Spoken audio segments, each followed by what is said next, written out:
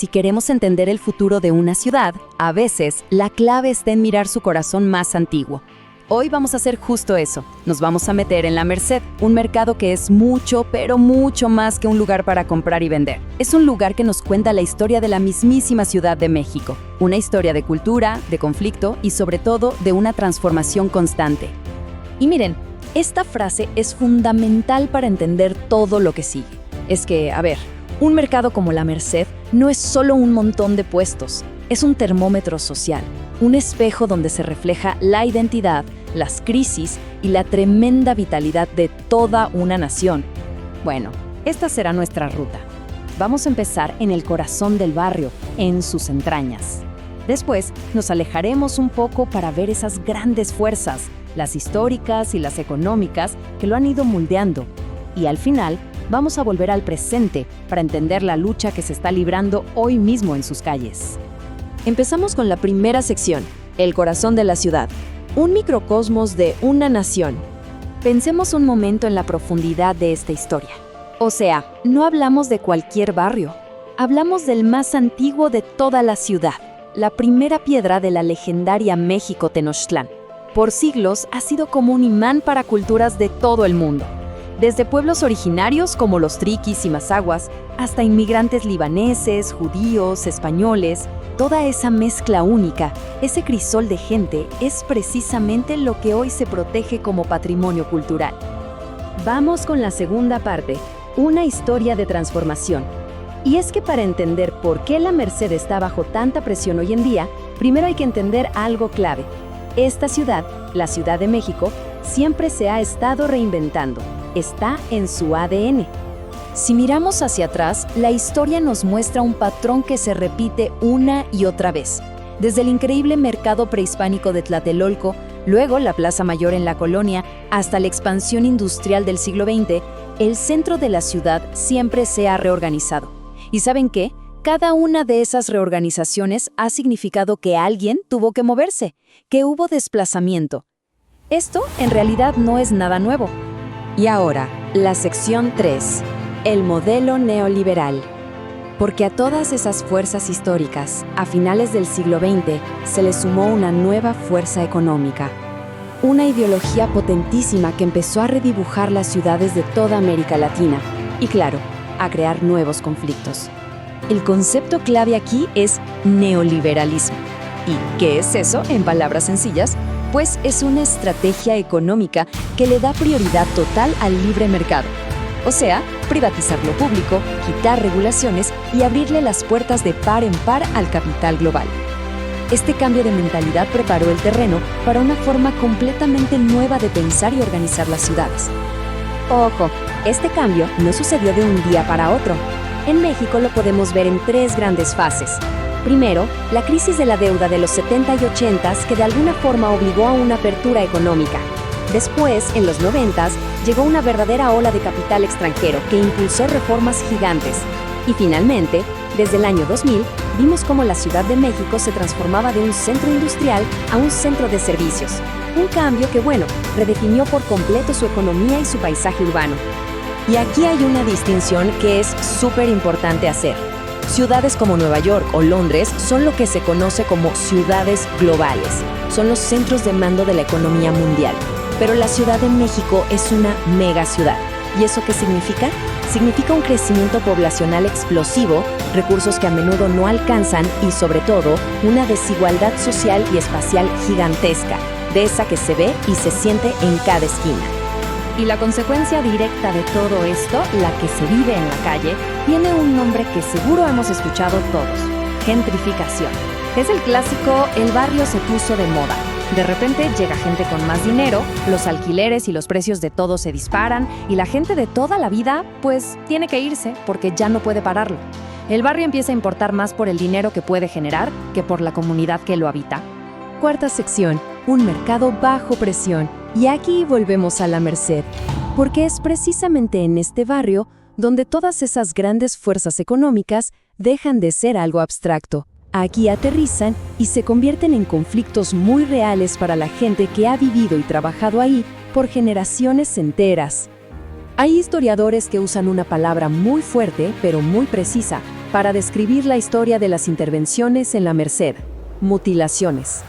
Desde la destrucción en la conquista, pasando por la demolición de su famoso convento en el siglo XIX, hasta la construcción de avenidas enormes que la partieron en dos, y finalmente la creación de la central de abasto en 1982. Cada una de estas acciones fue un golpe que fracturó el tejido social y simbólico del barrio. Y para que nos demos una idea de la magnitud de lo que estaba en juego, basta con ver estas cifras. Justo antes de que se creara la central de abasto, la Merced era un ecosistema comercial impresionante. Más de 1.300 bodegas de frutas y verduras, cientos de restaurantes, fábricas. Era literalmente una ciudad dentro de la ciudad. Un motor económico de una escala que hoy nos cuesta imaginar. Y la presión no ha parado. Después de un incendio devastador en 2013, 1.200 puestos tuvieron que cerrar. Esto fue la excusa perfecta para que el gobierno lanzara un proyecto de rescate integral. Pero muchos locatarios y vecinos no lo vieron como una ayuda, sino como una amenaza directa de gentrificación, una forma de expulsarlos. Quinta sección, la lucha por la Merced. Pero a la comunidad no se iba a quedar de brazos cruzados, claro que no. Frente a toda esa presión, surgió la resistencia. Una resistencia organizada alrededor de una idea increíblemente poderosa, el derecho a la ciudad. ¿Cómo se defiende un lugar con tanta alma, con tanta historia, cuando se ve amenazado? Pues la respuesta fue la organización. Los propios residentes, los comerciantes, se unieron para defender su espacio, su trabajo, su forma de vida. El marco político, la bandera de esta lucha, es la llamada Carta por el Derecho a la Ciudad. Y esto no se trata solo de oponerse a un proyecto en particular, es una declaración de principios. Es decir, la ciudad no es una mercancía y el bienestar de la gente que la habita, lo que llaman el buen vivir, debe estar por encima de los intereses del capital y de la especulación inmobiliaria. Y con esto llegamos a la última sección, ¿a quién pertenece la ciudad? Porque al final, la historia de la Merced lo que hace es plantear una pregunta que resuena en ciudades de todo el mundo. El geógrafo David Harvey lo dice muy bien, resistir es fundamental, pero no es suficiente. El verdadero desafío es proponer alternativas viables. La pregunta no es solo cómo frenamos esto, sino cómo construimos activamente ciudades que sean más justas, más inclusivas, ciudades que estén al servicio de la gente y no solo del mercado. Y al final, la historia de la Merced nos obliga a confrontar esta pregunta, que es la pregunta del millón. ¿Quién tiene el derecho a decidir el futuro de nuestros barrios? ¿Son los grandes desarrolladores, el capital global, los gobiernos? ¿O son las personas que viven, que trabajan, que construyen comunidad ahí día tras día? La lucha por el alma de la Merced es en el fondo la lucha por el alma de todas nuestras ciudades. Cuando uno piensa en la Edad Media, es muy fácil que se nos venga a la mente un mundo estancado, ¿verdad? La famosa Edad Oscura. Pero, ¿y si esa idea fuera en realidad un mito? Hoy vamos a explorar por qué quizás no fue así, y lo haremos a través de uno de los inventos más dinámicos de la época, la ciudad medieval. Y para empezar, quiero que leamos esta idea del gran historiador Jacques Le Goff. Él lo dijo clarísimo: aquellos que hablan de oscurantismo no han comprendido nada. Sostenía que a la Edad Media le debemos cosas como el Estado, la universidad, los derechos del individuo e incluso la emancipación de la mujer. Es una afirmación vaya que audaz y va a ser nuestra guía en este recorrido. Y esto nos lleva directamente a la pregunta central de todo esto. ¿Y si este periodo, que a menudo vemos como un simple paréntesis en la historia, fue en realidad el semillero de muchas de las innovaciones que dieron forma a nuestro presente? Para intentar responder a esa pregunta, vamos a cruzar las puertas de una de estas ciudades. Vamos a ver cómo se vivía, cómo se trabajaba y, por qué no, cómo se soñaba dentro de esas murallas. Lo que nos espera es un mundo en plena transformación. Para que este viaje sea un poco más real, vamos a conocer a alguien. Ella es Lotte. Imaginemos por un momento, estamos en el año 1236 en Carcassona, una ciudad amurallada llena de vida en el sur de Francia. Para Lotte, que es hija de un artesano, las murallas no son una prisión, son, literalmente, todo su universo. Ahora, para entender el mundo de Lotte, es fundamental ver de dónde venían sus abuelos. En la vida feudal, uno estaba atado a la tierra, sirviendo a un señor. La economía se basaba en la obligación. Pero la ciudad La ciudad era un universo totalmente aparte. Significaba libertad para moverse, un gobierno de ciudadanos y una economía que giraba en torno al comercio, al dinero en efectivo. Un cambio, de verdad, revolucionario. Y la historia de su familia lo ilustra a la perfección. Sus abuelos tuvieron que huir del campo, de la servidumbre. Para ellos, la ciudad fue un refugio, una liberación. En cambio, para Lotte, que ya nació dentro de las murallas, esta libertad no es un sueño, es su día a día. Es el único mundo que ha conocido.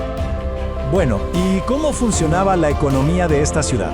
Hablemos del motor de casi toda la producción, de esa institución que lo regulaba todo, el gremio. Aquí es donde vemos el verdadero modelo del artesano medieval. Entonces, ¿qué era exactamente un gremio? Pensemos en una especie de mezcla. Por un lado, era como un sindicato, que protegía a sus miembros. Por otro, era una escuela de oficios que garantizaba la calidad. Y además, funcionaba como una red de seguridad social, cuidando de las viudas y los huérfanos de sus miembros. Era, digamos, la columna vertebral de la vida del artesano. Y la estructura era súper metódica. Uno empezaba como aprendiz, viviendo en casa de un maestro por unos 7 años más o menos. No había paga, pero se recibía techo, comida y, claro, el aprendizaje. Después se pasaba a ser oficial. Ahí ya se cobraba un salario. Y la meta final era convertirse en maestro. Un experto que después de crear una obra maestra ya podía abrir su propio taller y tener sus propios aprendices. Todo un camino basado en el mérito y la habilidad. Y que no nos quede duda, los gremios tenían un poder inmenso. Esta regla del gremio de tejedores de 1233 lo deja bastante claro. Quien no es del gremio tiene totalmente prohibido dedicarse al tejido. Controlaban quién producía, fijaban los precios y ojo con la calidad. Como vemos aquí, si alguien hacía una tela de mala calidad, se la quemaban en público. La reputación y la calidad eran una obsesión. Pero la ciudad era mucho más que solo trabajo, ¿eh? Había un dicho muy famoso en la época que decía, el aire de la ciudad te hace libre. Vamos a explorar qué significaba realmente esa libertad y los nuevos desafíos que traía. Claro, esa libertad tenía su precio.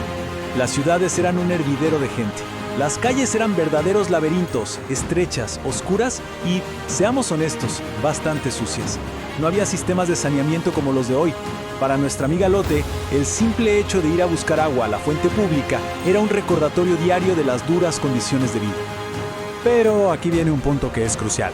A pesar de todo, para muchísima gente, y muy en especial para las mujeres, la ciudad representó una oportunidad única. Ofrecía una autonomía social y económica que era sencillamente impensable en el mundo rural, donde su papel estaba mucho más limitado. Y esto no es solo una opinión, ¿eh? Hay datos que lo demuestran. Miren esta cifra.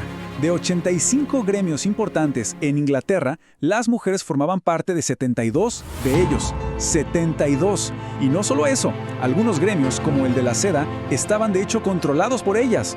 Esto de verdad rompe con la imagen que solemos tener de la mujer medieval.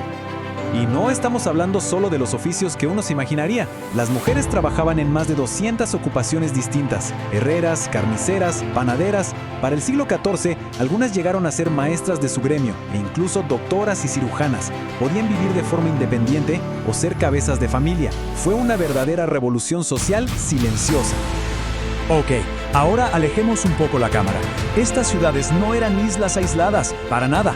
Eran centros vibrantes dentro de una red de comercio que iba mucho más allá de sus murallas. Vamos a ver cómo el mundo estaba mucho más conectado de lo que nos imaginamos.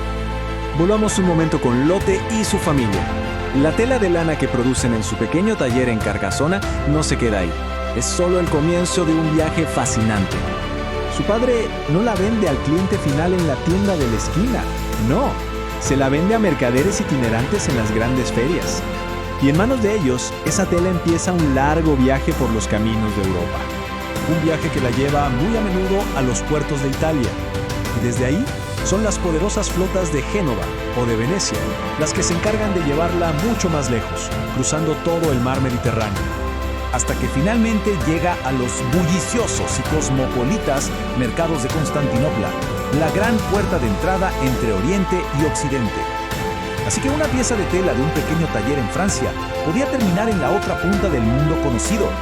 Esto nos muestra una economía globalizada en plena Edad Media.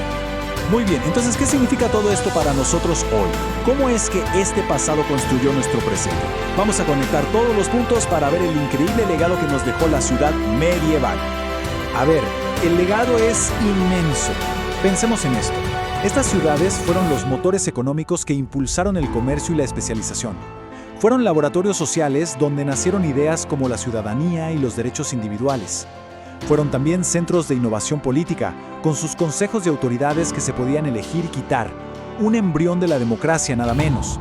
Y por supuesto, fueron los centros intelectuales que vieron nacer a la universidad. Así que, la idea principal es esta. Lejos de ser una edad oscura de ignorancia y de parálisis, esta fue una era increíblemente dinámica. Un periodo que sentó las bases no solo para lo que vendría después, el Renacimiento, sino para gran parte del mundo moderno en el que vivimos hoy. Y todo esto nos deja con una última reflexión. Las ciudades medievales tenían murallas de piedra, invisibles, para protegerse. Y uno se pregunta, ¿cuáles son las murallas invisibles que existen en nuestras ciudades de hoy?